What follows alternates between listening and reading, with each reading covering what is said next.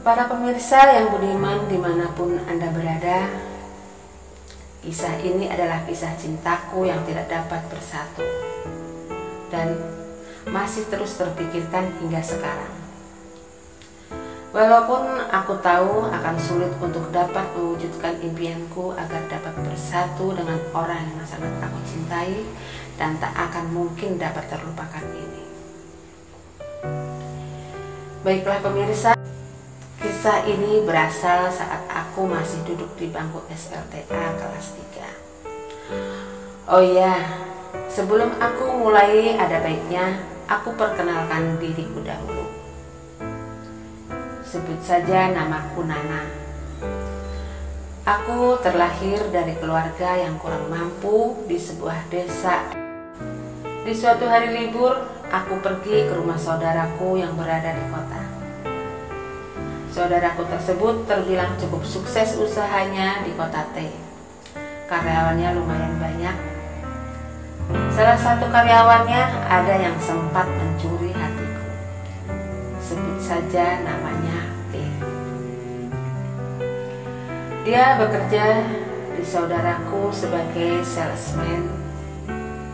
Dia terlihat supel dalam bergaul dan kami pun cepat sekali menjadi akrab.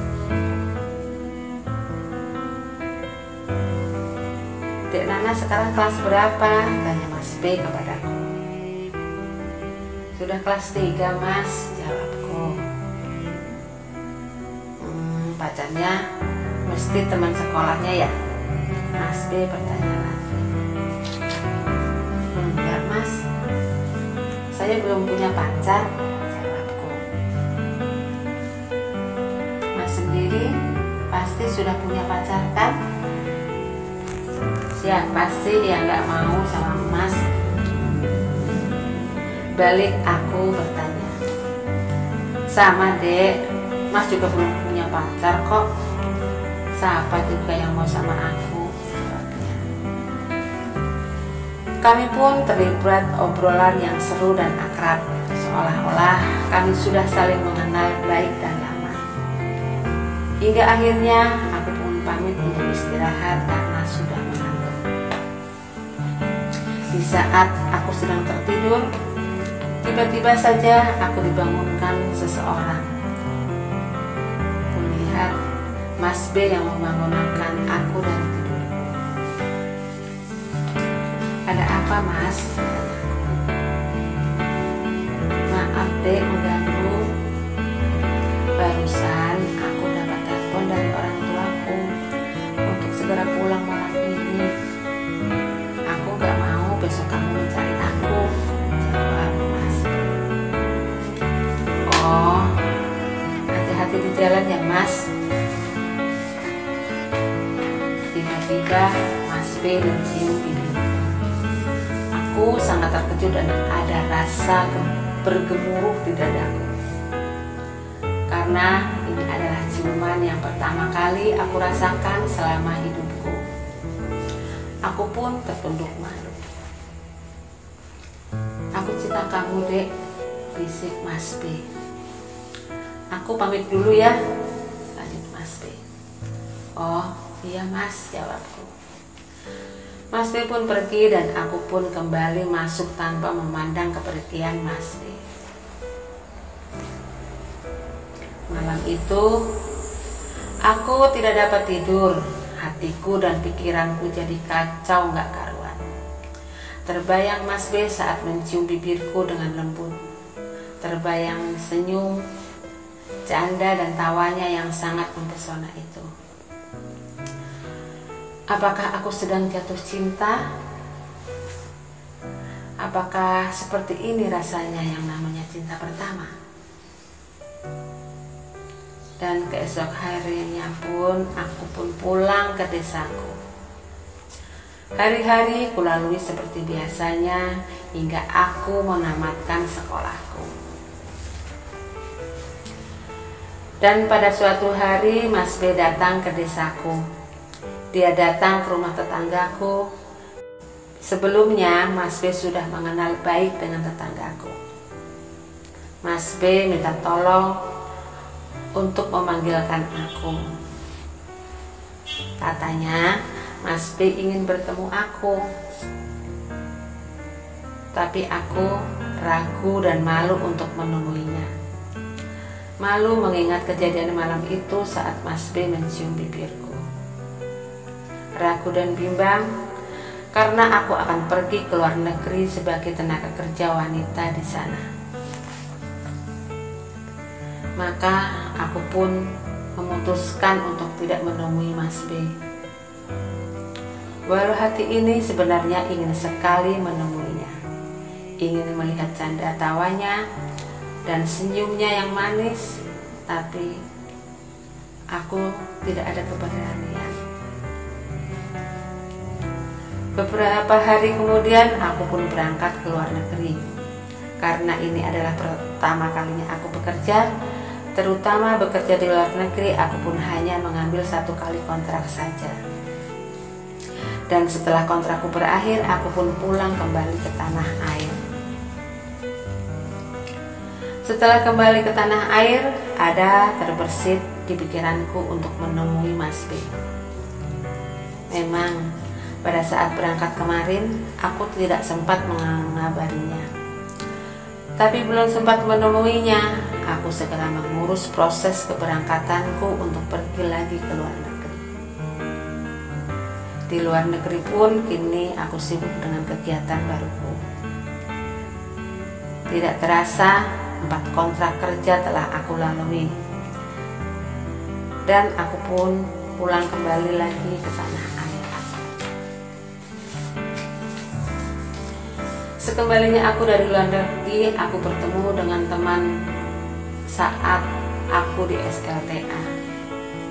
Lalu aku pun diperkenalkan dengan keponakannya. Aku menjalin persahabatan dengan keponakannya hingga akhirnya kami pun melaksanakan pernikahan. Namun di pikiranku masih tidak hilang dengan Mas B.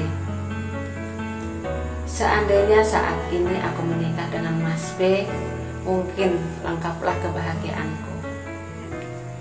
Apakah ini yang dinamakan cinta pertama dan tak akan hilang sampai kapanpun? Entahlah, aku tak tahu. Aku pun mengirimkan undangan pernikahanku, tetapi saudaraku tidak pernah menyampaikan kepada Mas B. Dan setelah sekian tahun berumah tangga, aku pun dikaruniai 2 orang anak laki-laki dan perempuan. Tapi ingatanku dengan Mas B masih saja belum dapat aku lupakan. Aku sempat menanyakan ke saudaraku, tapi saudaraku itu tidak keberadaan Mas B. Karena dia sudah lama keluar dari pekerjaannya. Lalu aku pun teringat dengan tetanggaku. Dan aku pun mendatangi rumah tetanggaku itu. Assalamualaikum. Aku memberi salam. Waalaikumsalam. Mbak Nana, mari silahkan masuk, Mbak. Ada apa nih kok tumben? Tanya tetanggaku lagi. Aku pun masuk dan duduk di kursi tamu. Setelah berbasa-basi sebentar, aku pun bertanya ke tetanggaku. Maaf Pak, sekarang gimana kabarnya Mas B ya? Apa dia masih suka mampir ke sini? Tanyaku. Oh, si B sekarang sudah menikah dan dia sekarang tinggal di kota bersama istrinya. Tapi Bapak nggak tahu di mana dia tinggal, ya tetanggaku. Oh, sudah menikah ya? Ada rasa kecewa dan iris di hati ini setelah mendengar dia sudah menikah. Tapi Bapak juga menyimpan nomornya kok, kata tetanggaku itu. Boleh saya minta nomornya Pak? Hari-hariku kulalui tiada hari tanpa berkirim SMS kepadanya. Kami pun sering curi-curi waktu untuk saling bertanya kabar dan keadaan. Pada akhirnya kami pun memutuskan untuk bertemu. Akhirnya kami pun mengatur pertemuan. Setelah menentukan waktu dan tempat yang tepat, akhirnya kami pun sepakat untuk bertemu. Aku melihat Mas B datang dari kejauhan. Hatiku berdebar kencang, bergemuruh dada ini. Rasanya panas dingin badanku. Terlihat Mas B makin ganteng, matang, dan berwibawa. Kami pun mengobrol dengan bahagia. Terasa terlepas semua beban rindu yang sekian lama terpendam. Dalam obrolannya, Mas B bertanya,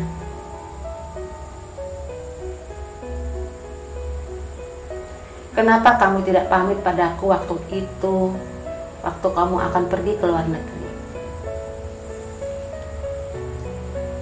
"Maaf Mas, aku tidak ada waktu hari itu," jawabku.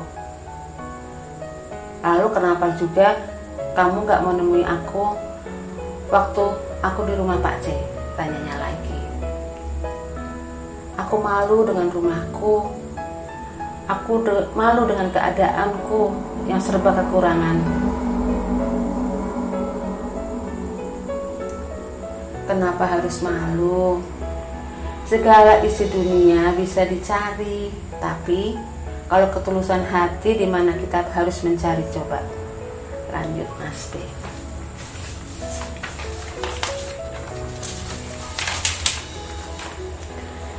Saat itu aku bolak-balik mencari keberadaanmu. Aku teringat kamu terus. Saat sebelum menikah pun aku masih sempatkan untuk mencarimu, biar aku tidak menyesal di kemudian hari. Hingga akhirnya aku pun menyerah. Mungkin bukan jodoh kita ya, Mas B menjelaskan semuanya. Musnah semua harapanku untuk bersatu kembali. Seandainya waktu dapat diulang, dapat diputar lagi, mungkin kita sudah bersama sebagai suami istri dan melahirkan anak-anak yang manis. Tapi keadaan sudah tidak bisa diubah lagi. Mas B sudah punya anak dan istri, dan aku pun sudah punya suami. Kalau seandainya kami paksakan hubungan ini, pasti akan ada banyak sekali hati yang akan tersakiti, terutama anak-anak kami. Aku tidak dapat membayangkan betapa malunya punya orang tua seperti kami. Betapa sakit hatinya melihat tingkah kami. Aku pun tersadar, cinta tak selamanya bisa bersatu. Cinta tak selamanya bisa memiliki. Keserakahan dan keegoisan harus dibuang jauh-jauh. Jangan sampai ada hati anak-anak menjadi jiwa yang rapuh.